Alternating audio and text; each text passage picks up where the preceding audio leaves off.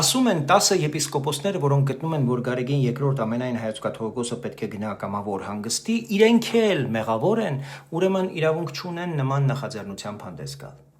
Այո, մեր եկեղեցականներից շատերն են մեղավոր եւ շատերը Նավասարդ Կճոյանից սկսած, իրենք էլ գիտակցում են իրենց մեղքը։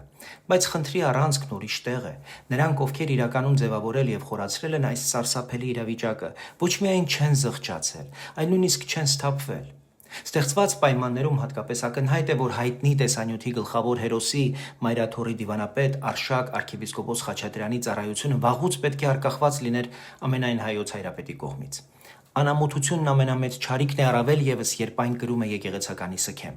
Երբ ամոթի զգացումը մեռած է, վերանում են բոլոր ներքին արգելակները, կարմիր գծերն ու սահմանները, եւ հենց այստեղից է սկսվում թե եկեղեցու, թե հանրության բարոյական անկումը։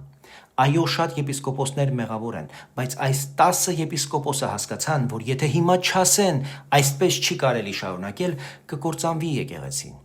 Արշակ, Բագրատ, Միքայել Սրբազանները եւ շատ ուրիշներ վեհապար հայրապետի գլխավորությամբ որոշել են իրենց մեղքի հետ միասին եկեղեցին տանել կործանման։